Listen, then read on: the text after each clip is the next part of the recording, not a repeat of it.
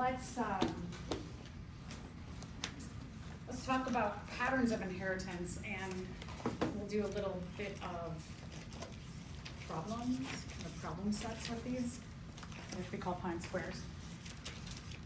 Now, one of the things I always like to preface that when we're talking about inheritance and what was discovered, whether we're talking about even in genetics or other sciences, we often see a lot of like white men, that they are the father of this.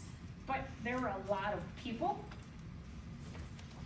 including non-white men, that were making discoveries that some white men stole their ideas from. There are other cultures besides white cultures that were working on all this amazing advancements that don't get noted. So I do have what's in the textbook. One day, when I have time, I will comprehensively add in many of the other cultures. Good morning. So I'm going to breeze through this just because this is what's in the textbook, is Gregor Mendel, whom oftentimes is called, he pioneered the field of writing. I don't think he was the pioneer. There were a lot of pioneers and a lot of cultures. I am seeing more and more of the acknowledgments of other cultures coming soon to a textbook near you. So in general, because people talked, philosophized, in the early 1860s is when things really started to become more understood about, like, why are their parents and why did their offspring look a little bit like them? And as people philosophized that probably for thousands of years, I'm sure, even back in times when humans were living in caves, they were writing these ideas and communicating about them. So just a little bit about, in general, in the beginnings, some of the studies that were done were really, really simple. In science in general, we usually don't start with, like, for example, if you just had this amazing idea for a completely new kind of clean energy, you wouldn't start with, like, the biggest idea trying to solve that, right? You start with the simple ideas and then you build and build and build on that. So one of the things that's famous for, has been documented, is the study of pea plants and just like simple traits and characteristics that were easy to see. In general, we'll just see that these traits, it just made sense to do ones like, oh, if the parents have a green pea pod and the offspring, they can have green or yellow, it would be easy to track that because it's easy to see. So, also, a lot of people around the world were using species that could self-fertilize, so that from generation to generation, you didn't have to track necessarily who was a male, who was a female, who are we mating together. You could just have some species of plants. Plants do really weird, all kinds of weird things that, like, for example, we're probably all more familiar with a lot of animal stuff, but plants can do all kinds of weird, they have weird mutations to do all kinds of weird stuff, like self-fertilize, that some of them have both male and female reproductive organs and they can fertilize themselves. And there not be an issue. Like, if you were able to fertilize yourself, it would be very closely genetically related, right? So that's weird, but plants, they seem to like do okay with those kind of things. That doesn't make any sense, but their mutations in these ways have allowed them to do all kinds of weird stuff. So anyway, the whole thing is that when people were studying these basic ideas about genetics, they studied really easy to see traits. They made it as easy as possible. Simple, simple, simple leads to complex ideas. It's like we always see in science, in life, right? So we'll talk about too this term hybrid, that a hybrid, when you have something that's a hybrid, it's a combination of two things. It's a combination of a big A and a little a. Just like a hybrid car is a combination of an electric car and a gasoline car. So you take two opposite things or different things and you put them together. So hybrids were often studied. In these studies, the scientific method was used. So people would go through, I have seen something in the world, it got me thinking, asking questions. I created a hypothesis. This is what I think the outcome of a proposed experiment would be like. They made a series of steps to do an experiment. They followed those steps. They collected data, they came to conclusions, discussed their conclusion, and then went back and looked at their hypothesis, did the experiment. I did. Did that support my hypothesis? If yes, they built upon that. If no, they went back to the beginning, did more research, asked more questions, changed up their hypothesis, did a new experiment. So sometimes what we find is that, like in science, people had not, I'm gonna say, factual discoveries, but they disproved their hypothesis and then they tried something different. One of the earliest ideas about genetics was that when you had two different parents, and let's just say like obvious things, like you have a really tall parent and really, really short parent. So we're talking about plants, right? You've got a plant that grows really, really tall, and you have a plant that only grows really, really short, and we often call that dwarf. And so they thought that if we took two very opposite looking parents for a trait and we mated them together, that their offspring would be in the middle. So that you have really, really tall, really, really short, and all their offspring would be medium. And sometimes that worked out and sometimes it didn't. And what people started to learn about that was like, oh, those are two different kinds of inheritance. When you have two opposite parents, sometimes the offspring are intermediates or a blend of the two traits, and sometimes they're not. And then we get to these ideas that, like for example, if Mendel, one example of one, again, white scientist said that when you had red and white flowers, a red flower and a white flower made them together, the hypothesis was that all of the offspring would be pink, a blend of red and white together. And what he found in this case was that when you had red and white, that the first round of offspring were all red. And there was no pink at all. So the original proposal was that all the offspring are going to be pink, and then Mendel went, well, this doesn't support my hypothesis, so I'm going to go back and I'm going to try something else. I'm going to try a different hypothesis. So he did the scientific method again, just like all of the scientists out there, right? You disprove your hypothesis, you do some more research, you create a new hypothesis based on your research, make a new experiment. All right. So we're going to start out talking about the kind of inheritance that's called complete dominance.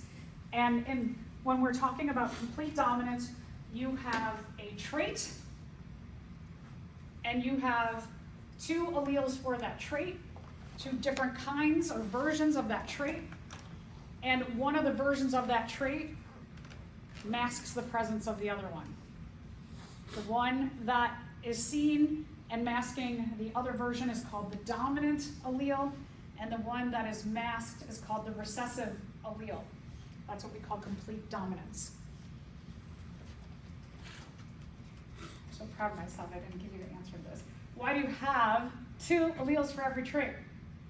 Is it because one allele is located on each homologous chromosome?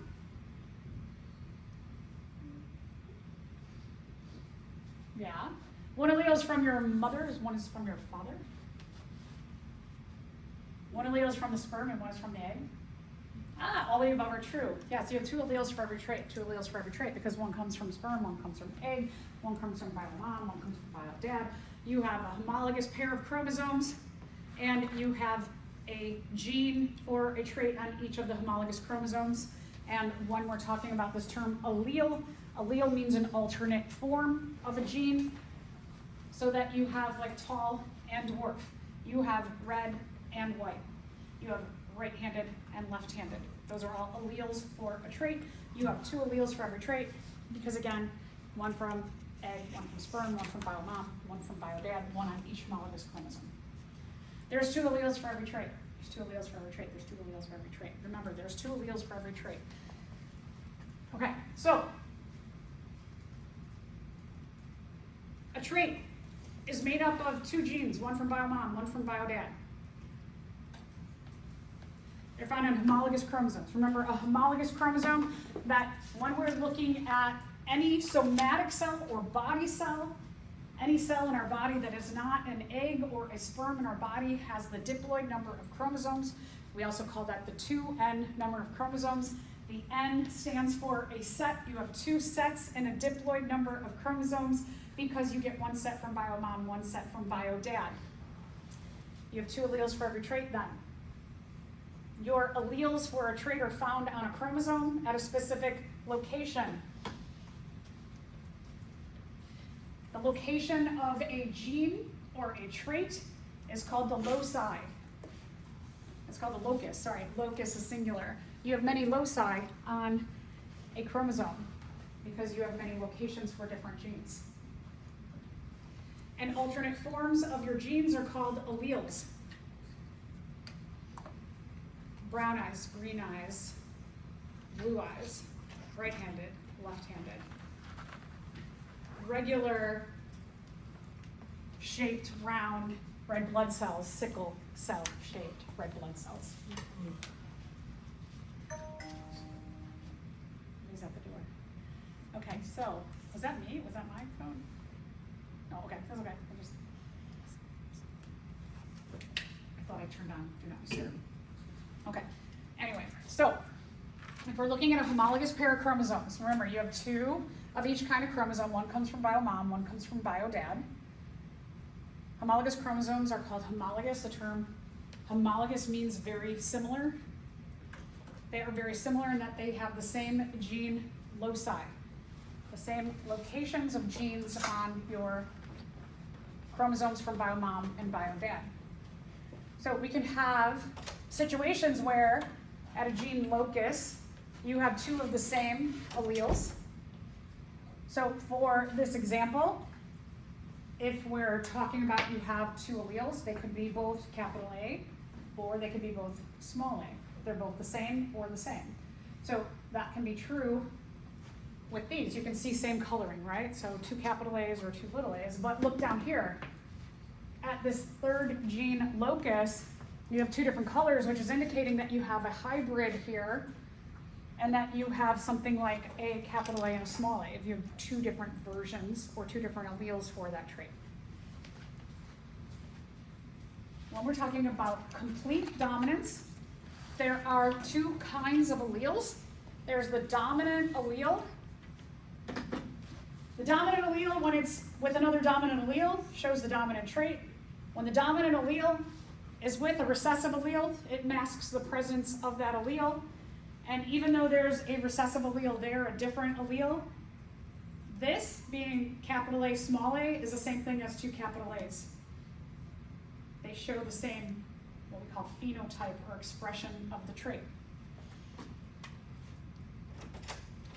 The dominant allele is always represented as the uppercase letter. When we are doing complete dominance kind of inheritance, you choose a letter system. A's, B's, C's, D's, X's, whatever you want. No, we're going to use X. We saved that for the X chromosome. Sorry. So choose 2 letters. Like I've been using A's for example. So when we're talking about this particular example, I'm saying that capital A is the dominant allele and little a is the recessive allele. Handedness. We're going to use capital R for right-handed. If we use capital R for right-handed, what letter are we going to use for left-handed? Which kind of R? Little r. Okay. So remember that you need to be descriptive in saying R. What do you mean R? Capital R or lowercase r, little r? You need to make sure, as we're doing the next couple labs, few labs, that your writing is very clear. So, if you get to choose your own letter, S is a bad one to choose. Oh, that's a bad marker.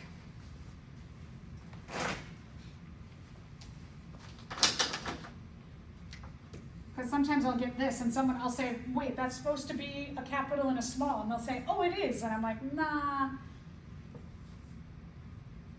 That's a capital and a small. Exaggerate. Especially if S is like, big S and little s are shaped the same way. But if you use something like capital A, and you have little a, they're shaped differently, right? So this is like kind of a better choice to use so that even if you write something like that, I still know dominant and recessive. I do like to try, in my lettering system, try and choose letters that are very different in how they look as opposed to S's, for example, and then also exaggerate the recessive to be small, like a tiny little version of itself. So I know, okay, that, and then visually this big one is the dominant, will mask that little one, the recessive.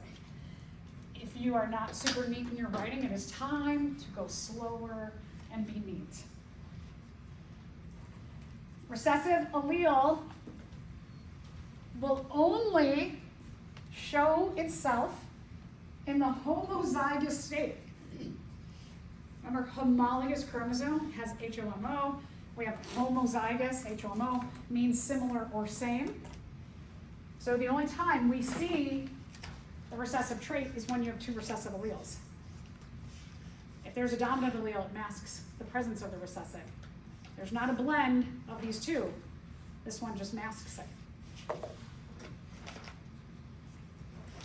Recessive allele is always masked by the dominant allele. It is there, but it is not what we say expressed. It doesn't have an effect on the trait. Again, you always choose the lowercase letter of the dominant allele. So use A's or B's or C's or D's.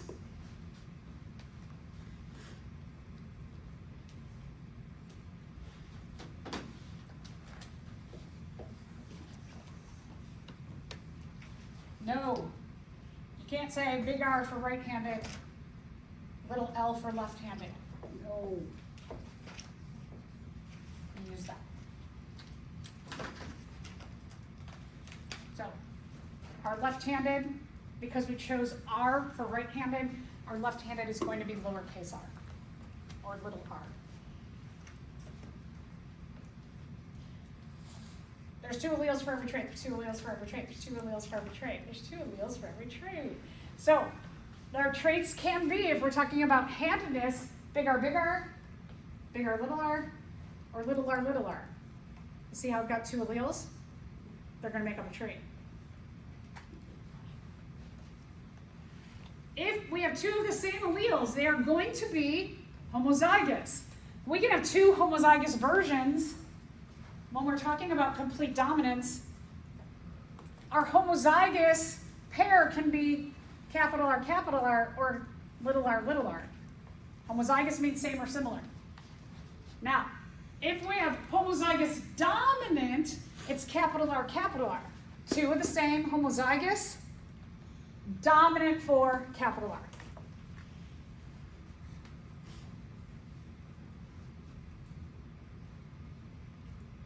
If we have homozygous recessive, it's little r, little r. Two of the same, homozygous, recessive for little r, little r.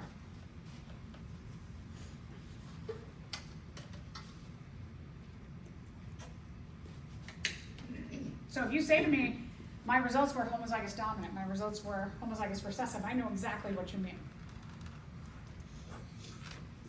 Homozygous individuals can only pass on one kind of allele to their offspring.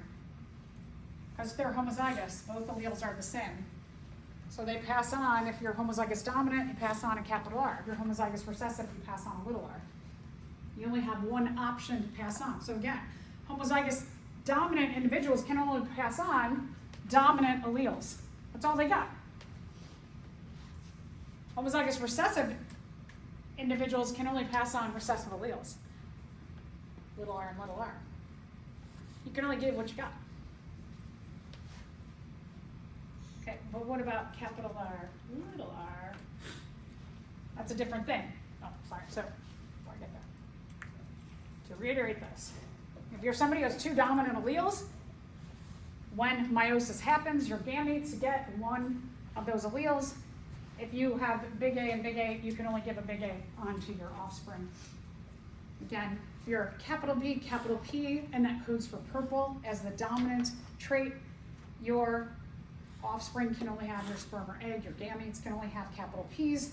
If you are someone who is the recessive trait, and you are little p, you can only pass on little p's in your egg and sperm, in your gametes, in your sex cells. So if you have a capital and a small, you have a dominant and a recessive, you're a hybrid. You're called heterozygous. Hetero means other. We are heterotrophs. We feed ourselves some way other than inside of ourselves. So there's some of these little prefixes that we use a lot in science. So if you know hetero means other, you can apply that in various situations. Homo means same. Somebody who's heterozygous has one of each kind. They have two different alleles. They have a capital R and a little r. And when we are talking about complete dominance says that this looks the same as a capital R, capital R. Heterozygous is not a blend of the dominant and the recessive. The dominant masks the recessive. So a heterozygous individual looks exactly the same as a homozygous dominant individual.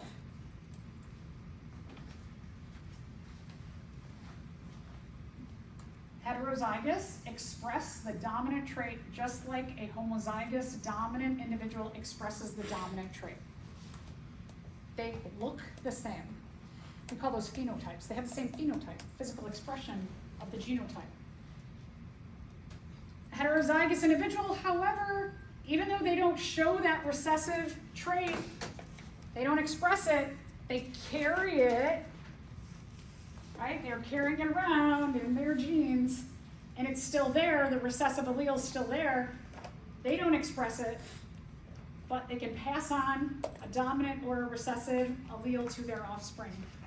So even though someone who's heterozygous doesn't show any recessive expression of the trait, their offspring can. So if you have a heterozygous parent who is dominant and recessive alleles, their gametes could be dominant or recessive. Individuals who are capital P, little p, heterozygous. We said before capital P was purple flower. But look at their gametes. Can be purple or white. No, whatever. He started, whoever was studying. They started with hybrids. They always looked at what we call true breeding or pure breeding individuals. These terms, true breeding and pure breeding, what they mean is that they mean that they take two individuals and cross them. One individual has both dominant alleles and the other individual has both recessive alleles. By having two of the same, they show the true expression of that trait. So true breeding, pure breeding. Two of the same or two of the same.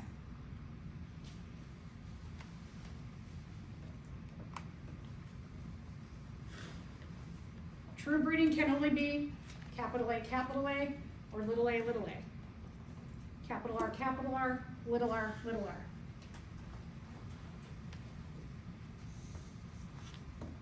Can a heterozygous individual be called true breeding? No. Heterozygous are not true breeding. They don't have two of the same. Only two dominant, two recessive. That's it.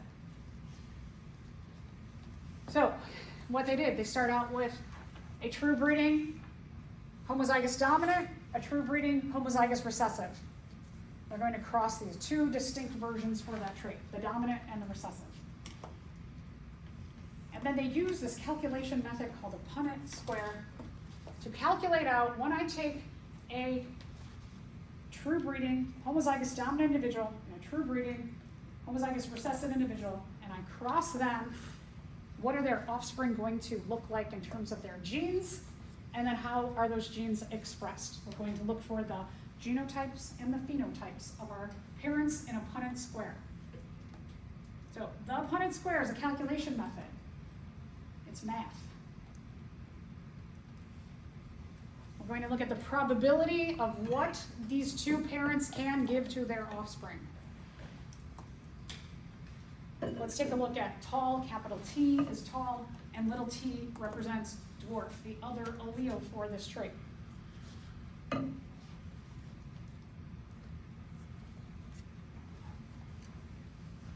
When you have somebody who's capital T,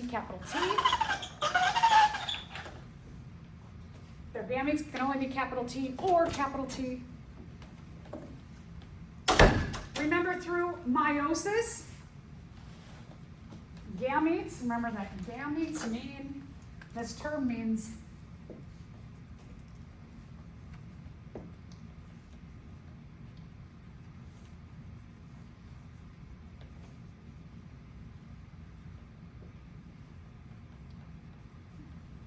so when we're talking about gametes, we can maybe say sex cells, or we could say sperm and egg and sperm.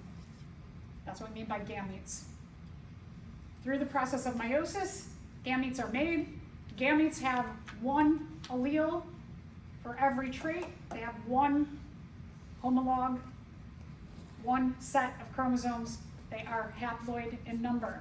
So what you have here, the parents up there, capital T, and little t, those would be representing the diploid number of chromosomes.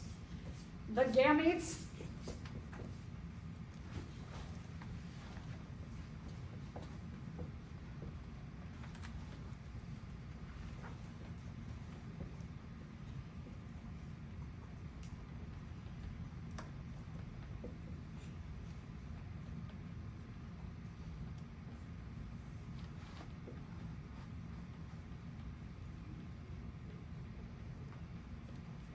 got all these ways to say that in meiosis, the gametes have a haploid number, they have an N number, they have one set. These all mean the same.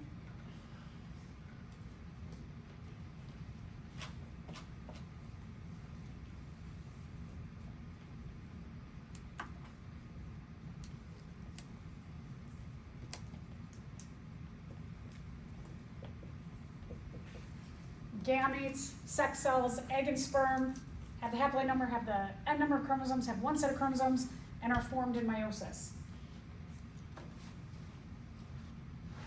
So that's why what you see up there, your parents, capital T, with a little t, that represents the diploid number of chromosomes. And our gametes for our homozygous dominant pure breeding individual parent are going to be capital T or capital T. They can only pass on capital T's. For our true breeding or pure breeding homozygous recessive parent, they can only pass on little t or little t. That's all they got. So when we do a Punnet square,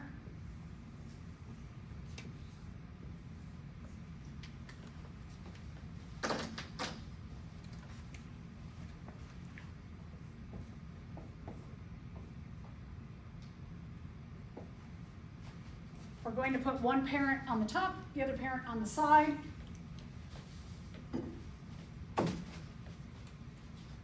If you were doing this as research, you would always put the male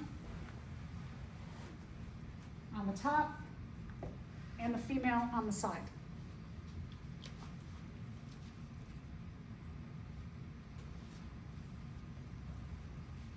There's two alleles for every trait. There's two alleles for every trait. There's two alleles for every trait. Remember, there's two alleles for every trait because offspring get an allele from bio dad, an allele from bio mom.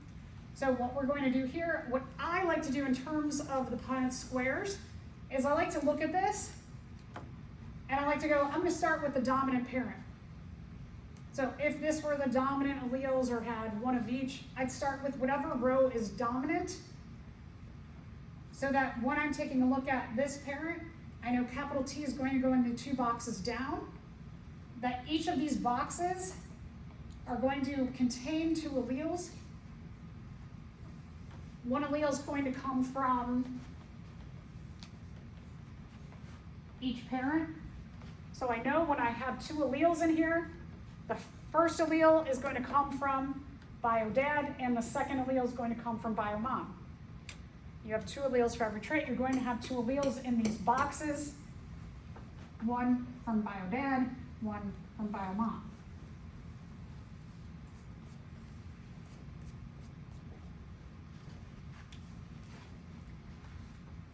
Again, I like to always start with dominant alleles. I am going to take my capital T, I'm going to put that in the rows down.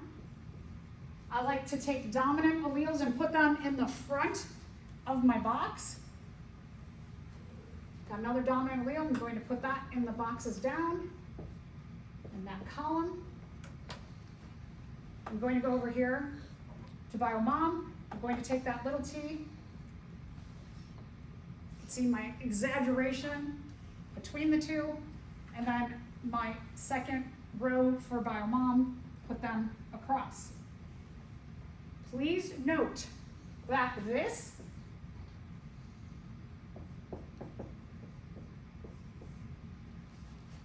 big T, little t, or little t, big T mean the same thing. However, because we are humans, even though you all are very smart humans, your brain does things sometimes that you're like, why did my brain do that? Who knows?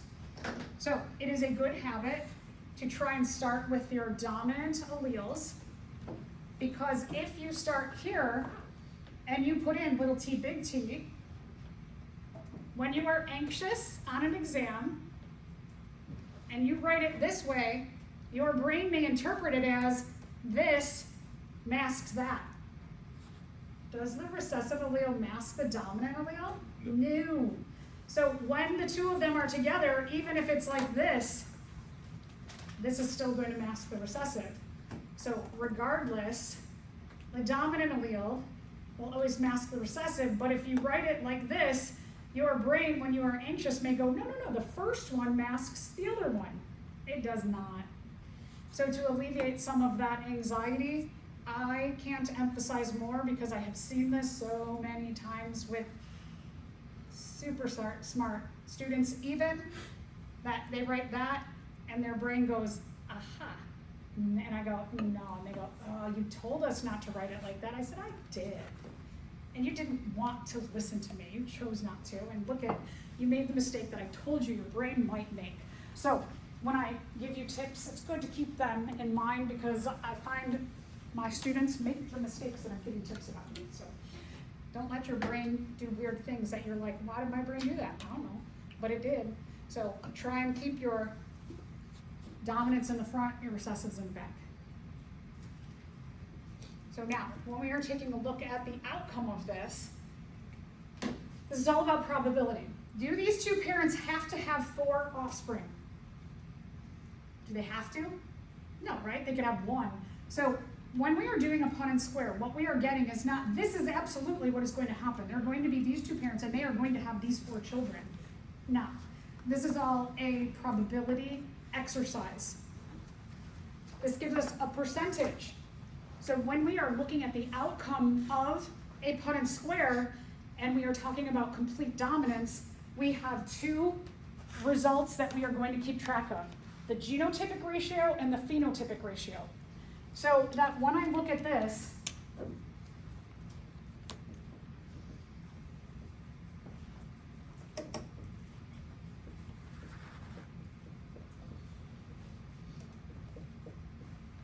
okay, here's a big mouthful, right?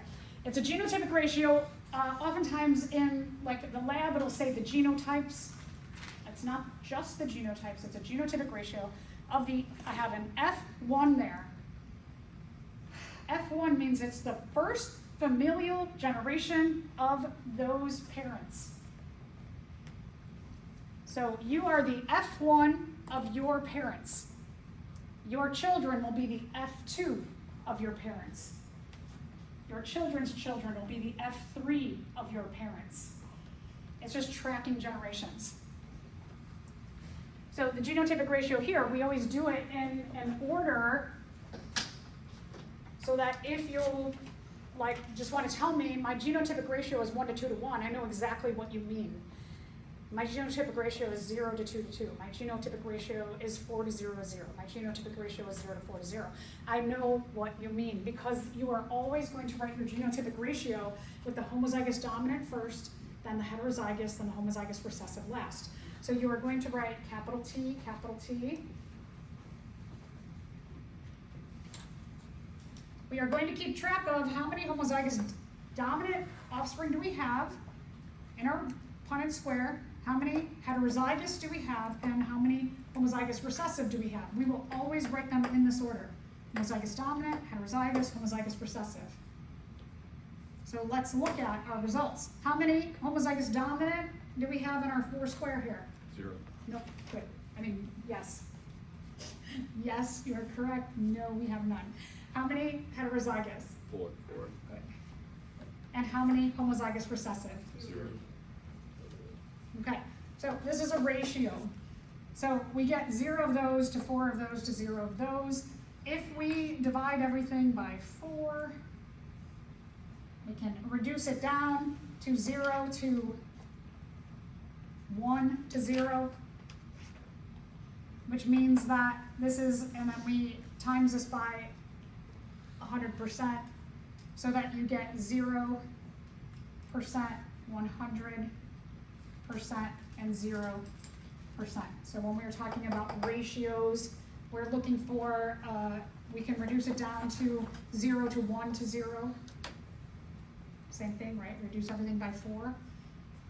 We could say 0 to 4 to 0, or say 0 to 100% to 0.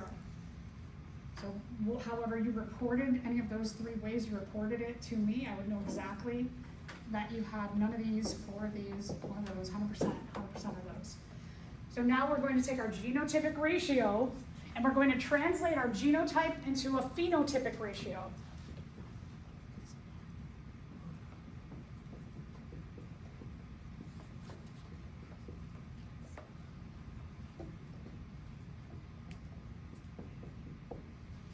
Phenotypic ratio, sometimes it will just say what are the phenotypes. We're talking about our parents being, I should say P, we call these P, we call these F1. P is for parents, F1 is for first familial generation, first generation. Our phenotypic ratio, what we're going to do,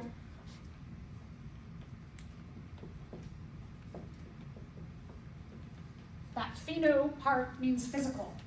We're going to take our genotypes, geno means genes. So when we do our genotypic ratio, we're talking what are the genes that our offspring can have. We have 2 alleles or genes for every trait. So our genotype ratio, our genotypes, our genotypic ratio, we list homozygous dominant, heterozygous, homozygous recessive. We are going to take our genotypic ratio, we're going to translate it into how do those genes physically express themselves.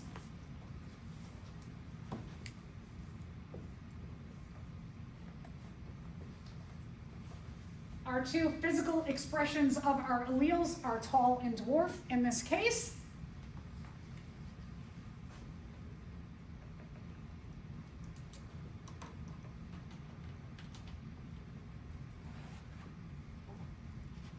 When we look at our genotypes, capital T, and capital T, little t, express themselves as tall. The only ones that can express themselves as dwarf are little t, little t. So how many tall can we get out of our Punnett square? 4. Good, 4, and no dwarf. Again, we can reduce that down.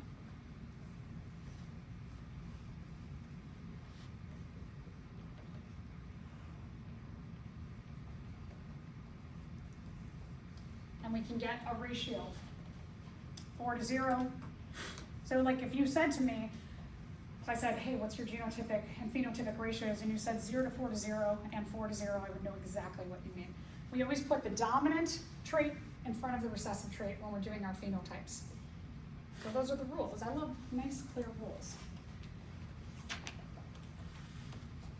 Okay, we're gonna do lots and lots and lots of practice.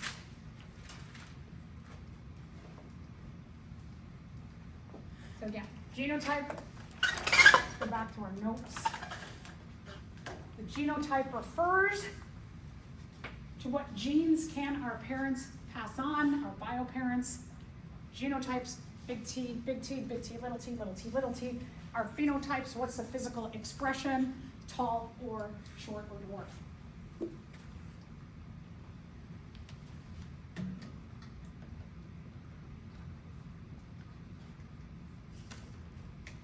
And as I showed you, we track the generations. P are for the parents.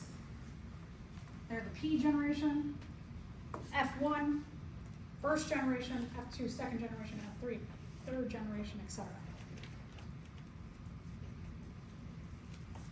As you go on to do experiments where you cure the world of all of its problems, you're going to learn data methods where you are very specific about how you take care of your data, what you call your data, the way you collect your data. So that when you go back, you're not like, what did I just spend 8 months doing? Okay, let's do again.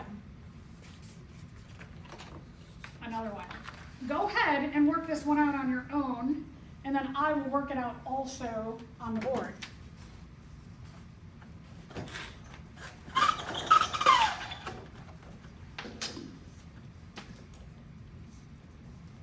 It looks familiar, doesn't it?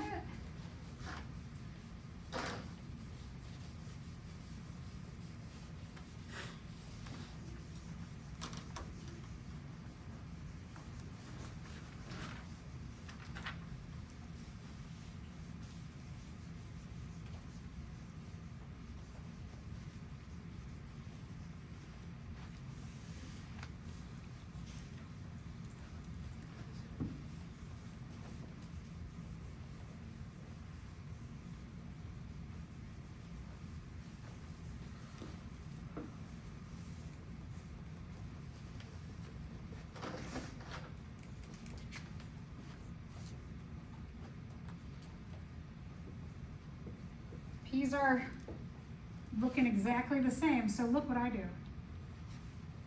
I got a capital P and I got my little p's.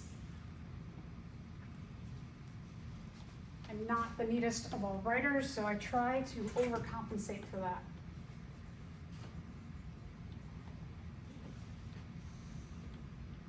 I start with my dominant parent. I work my way down. Once I have my dominant parent, what I like to do, because dominant in my brain knows that the dominant or the first one masks the other one, I'm going to put my dominant alleles in that front spot. I've got my little p's across, my little p's across. So your Punnet square should look like that. Now we're going to work on our genotypic and phenotypic ratios. Your genotypic ratio should be a 0, capital P, to 4, big P, little p, to 0, little p, and your phenotypic ratio should be 4 purples to 0 white. Questions? Comments? Concerns? I know a lot of you are like, this is so easy. We're building, we're gonna build. All right, so what we did here in this Punnet square essentially is showing this, that you take a true breeding purple flower, remember that was our big P parent, our true breeding white flower. See, it's always hard to communicate that, right? With little p, white. We cross them, and our F1 generation from our parents. These purple here, remember, the all purple flowered plants came out to be big P, little p. Do these two have the same phenotype? Do they have the same phenotype? Yes.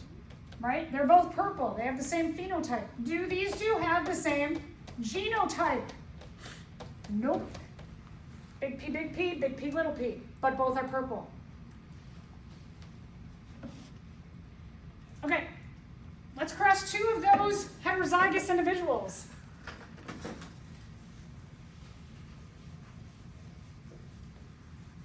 Go on and do it.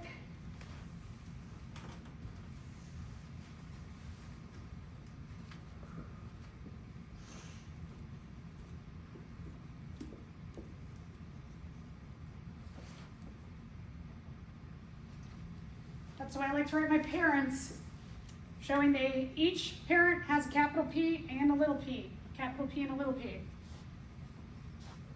Students will be like, should I start on the top or bottom? Doesn't matter. Okay, watch this. Check out the way I like to do this. I start with the top parent.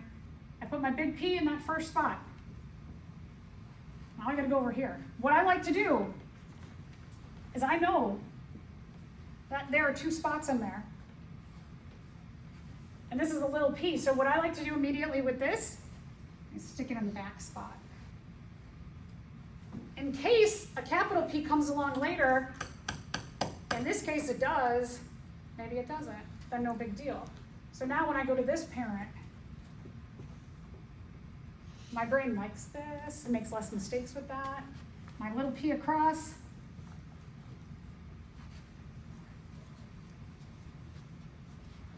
What's your genotypic ratio? Good.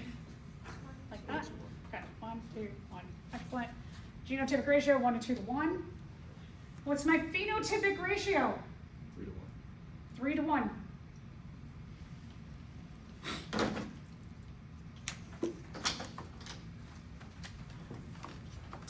Three to 1.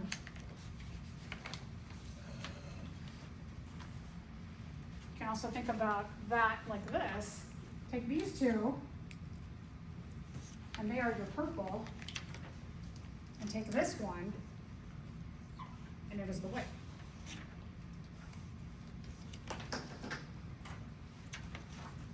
Question?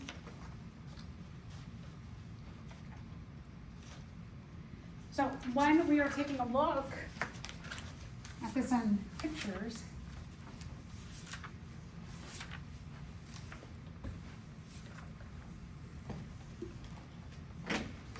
remember that here,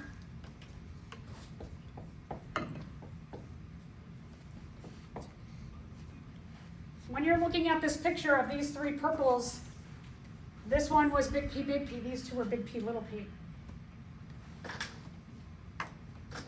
And our white here was little p, little p.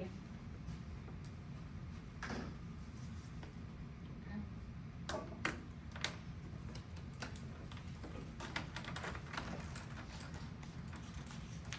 Same one. 3 different ways. We can show all the same data.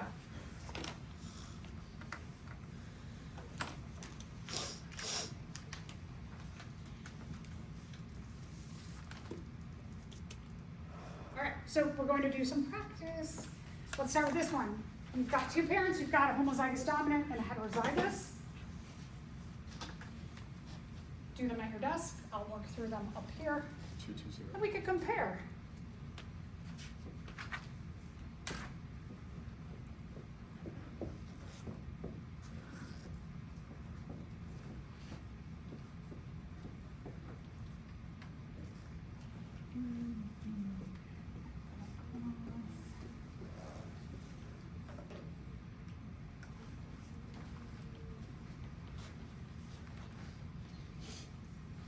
So, what's your answer? A, B, C, D, or E? E. Okay. Okay. Sorry. So you've got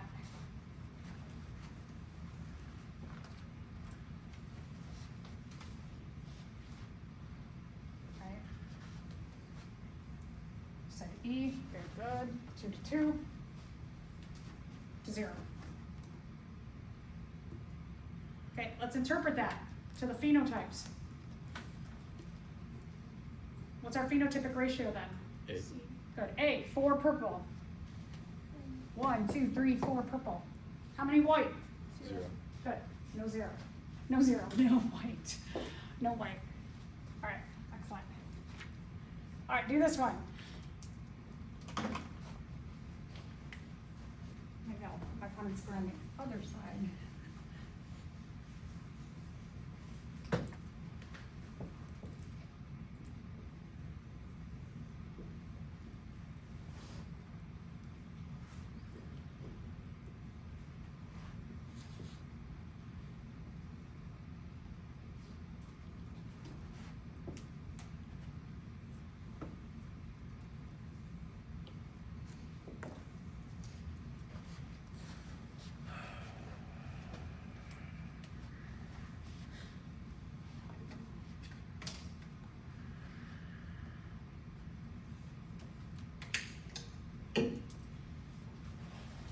What's our answer? 022 E. Wait, what did you say? 022. E, you said? I heard B. Why did they make them all sound alike, a lot of them? Right, good. E, we have no capital P, capital P, 2, big P, little p, 2, little p, little p. Excellent.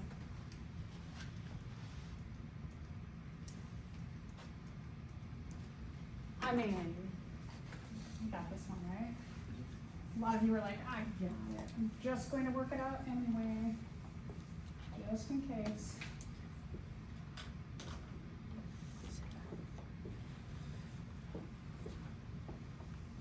So, in this case, I like to, this one, put my little p in the back. My little p in the back. Just in case a big P comes along, not going to, it doesn't matter. So just methodologically, I like to do it the same way. I know for some of you, these little Punnet squares, these little nice, what we call monohybrid one trait, you can look at and you're like, boop, boop, got it, right? So, in lab 12, I do want to see your work. You need to show your work. When you take the exam, do what you want. But in the labs, you need to show your work. Is everybody hearing me? You need to show your work. If you do not show your work, you will not get credit. So just, and I know like, I can do these really quick. So don't be like, oh, she's making me do the work. Okay, you could have been done already, right? Your complaining time, could have had that Punnet square done. So just do it.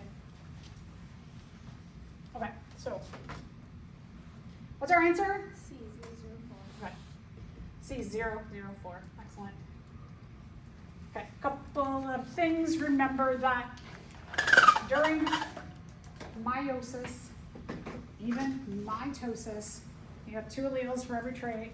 You got 2 homologous chromosomes. You got chromosome from bio mom and bio dad. That during any kind of cell division, they're going to separate into 2 daughter cells. We call that the law of segregation, and why you have 1 allele from every trait in your gametes. The term gamete means sex cells, means egg and sperm. In your somatic cells, when your gametes come together, you have 2 alleles for every trait, the diploid number, because you got 1 from bio mom, 1 from bio dad, 1 from sperm, 1 from egg. You got 2 alleles for every trait. But in the gametes, you have 1 allele for every trait.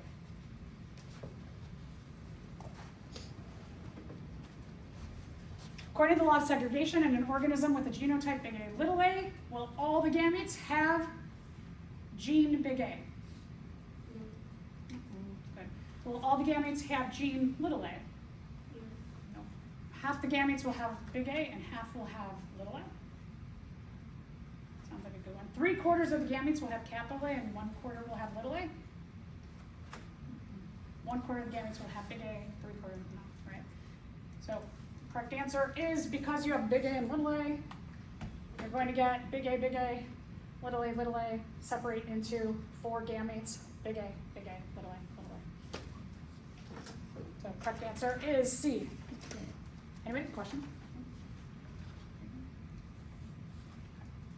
Law of probability. Remember that I said that this is not just like, you have, if we're doing one trait, that those two parents must have 4 offspring. No, it's just showing a Punnett square. It's just a mathematical equation to show the probability of what the parents with certain traits can give to offspring. So if we're taking a look at this example here,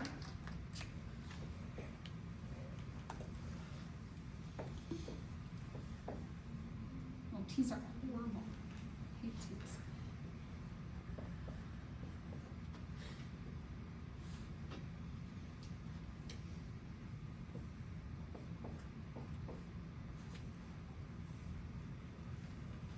But when you do that Punnett square of 2 heterozygous parents, big T with big T, big T, little t with big T, little t. When we have our 2 heterozygous parents, it shows us that we get a ratio of 1 to 2 to 1. Phenotypically, 75% to 25%. What that 75 and 25% mean, that every egg, every sperm, depending on what we're talking about here, every offspring of these 2 parents, when the egg and sperm come together, every offspring has a 75% chance of being one of these and a 25% chance of being one of those. This is an individual offspring percentage chance. This does not mean that these 2 parents will have 75% dominant and 25% recessive. Because what if you only have like 2 and they all come out dwarf? It happens, right? My sister's ex-husband was 6'2", and both of his parents were 4'9" and 5 foot. Everybody thought, whoa, how did he get to be so tall? Well, it's not as simple as plants and height, but height in humans is a lot of genes that contribute. But his dad's brothers were both over 6 foot. Just happened to be that his dad was short and had some short genes, but he got a lot of tall genes in the family. So these ratios apply to each individual, not the whole family. If an allele for inflated pea pods, capital I, is dominant to the allele for constricted little I, the cross of big I, little I, a heterozygous parent, with a little I, homozygous recessive parent would produce what? I will work out Punnett square and then we'll look at it, work it out, whatever you want to do, and we'll talk about the answer.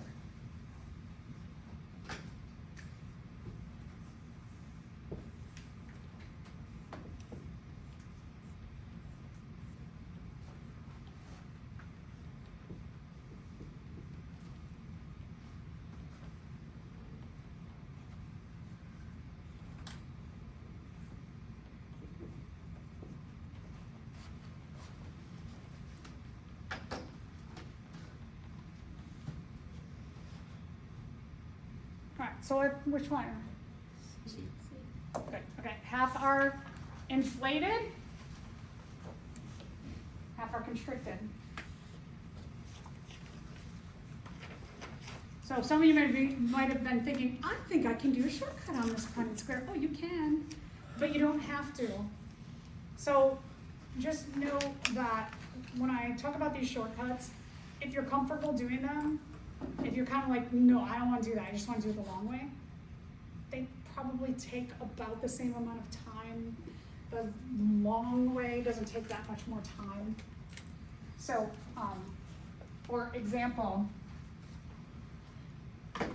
if you have 2 parents who are homozygous, dominant, homozygous recessive, or 2 pure breeding parents, we could do the Punnett square.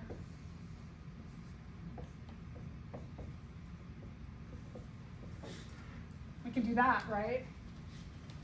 But here's the thing about alleles is that you only, for a parent, you only have to represent one of each kind of allele. So you could cut this out for the one parent and you could cut this out for the other parent. Because it's just going to give you the same results.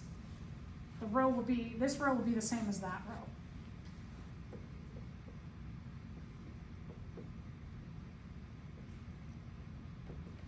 Right, this row, same as that row, this column, same as that column. So you could do this. When you have these parents, you could just go 1, nope.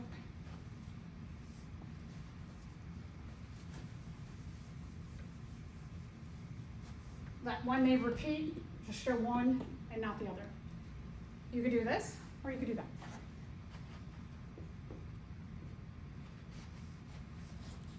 For our long way, are we going to get 100% heterozygous? 100% heterozygous? 100% tall? 100% tall. So we get the same ratio answer.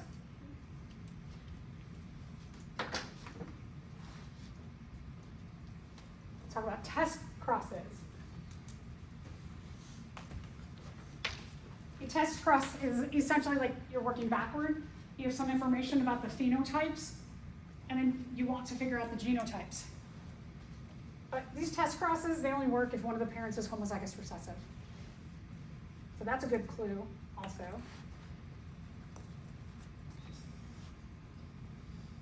So it's like working the other way, going backward.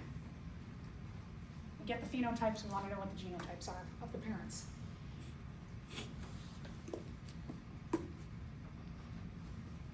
So let's take a look at some examples.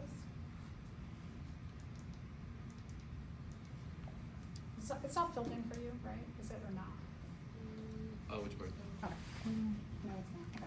So one of the parents, let's say one of the parents is dominant, like you might say one of the parents is purple and the other one is white.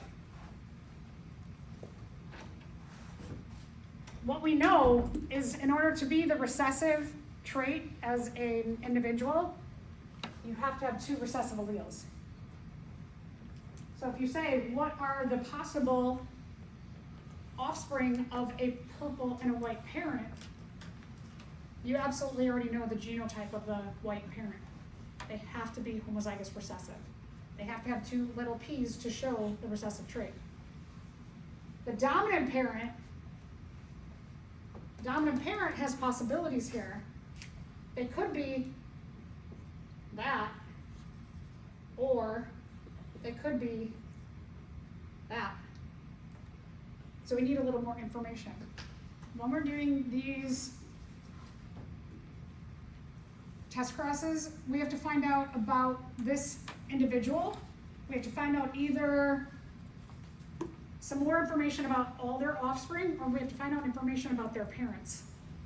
So we have to get some more information, because we can't just say, what is this parent going to be, or what is the offspring if you have a purple and a white parent and you don't have any more information? Well, we have possibilities then. But if you say, like, we have, what is the possibility of offspring from a purple parent who had 1 white parent? If you have a purple parent and then their parents, at least one of them were white, what do you know about that? It's going to be a little p. That their white parent would give them a little p, so they'd be heterozygous. So we just have to get more information. So let's take a look at how this works, since I said a lot of things. Okay. So here, can a purple pea plant crossed with a white pea plant produce a white pea plant?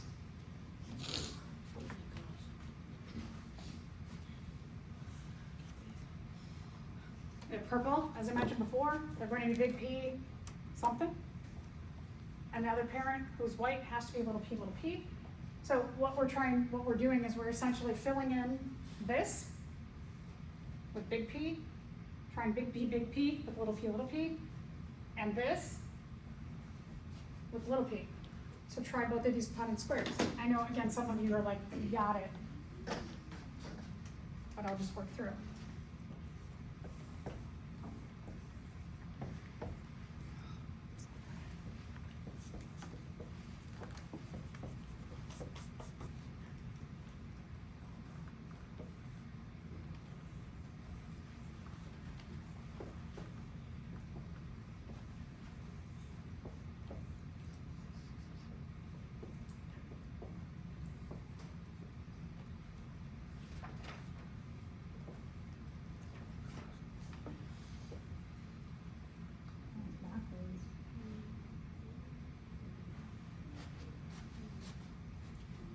Okay, so which parent does it have to be to get a white pea plant as an offspring? One right. Yeah, good. One on the right, the homozygous. So here, this purple, the parent has to be big P, little p, because you have to be able to get a little p from each parent.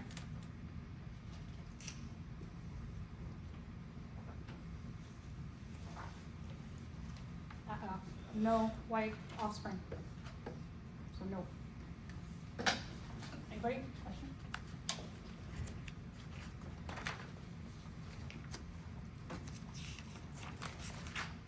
Oh. Okay. Oh, I heard it. Okay. So is the parent above it? You did. Okay. Parent has to be big P, little p. Do you have this too? Okay. Let's do one more. One more. We're almost perfectly on time. Almost. Once in a while.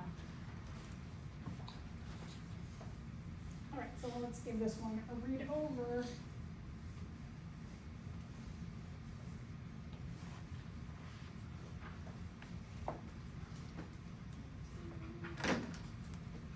So me, what I like to do, because there's a lot of words up there, and words get overwhelming when we're taking exams, I like to pick out important words and put them off to the side so I don't have to keep going into the paragraph and chance misreading something when I'm anxious on an exam. So the way that I would approach this is I would take a look and go, okay, assume that long eyelashes are dominant to short. I stop right there. And I say, big L,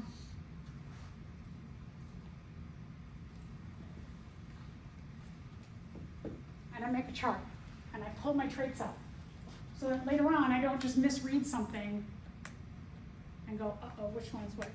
Okay, so I have a person with long eyelashes.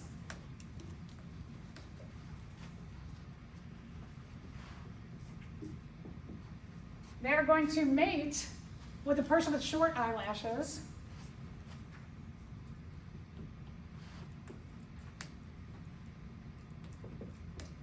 So my parents, I got a long parent and a short parent. And they have two offspring.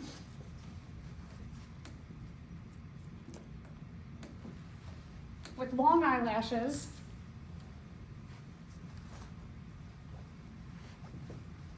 And one offspring with short eyelashes. And my question is, what is the genotype of the parent with long eyelashes? So now I start going, okay, let me figure out what I know. Go back to my parents. I know parent who has long eyelashes. What, in terms of they have two alleles for every trait, what do I absolutely know about one of the alleles?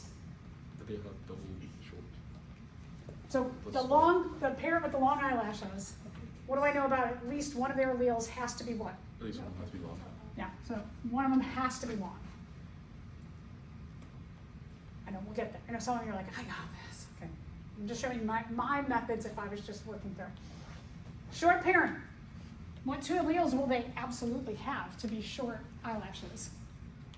Choose lowercase l's. Yeah, they have to be two lowercase l's.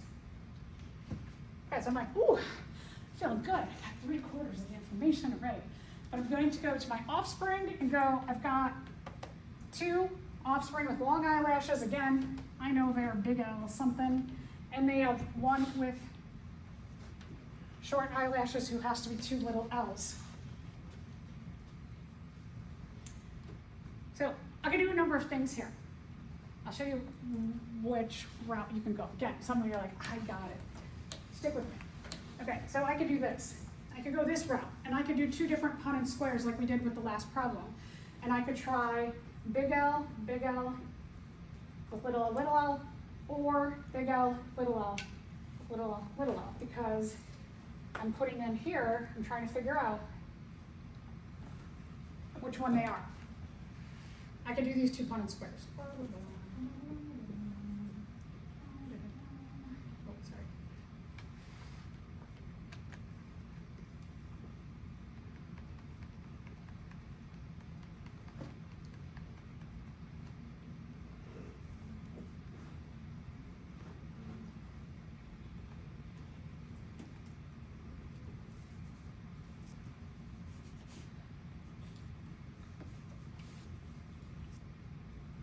And then I can go, okay, no, yeah, the other thing that I can do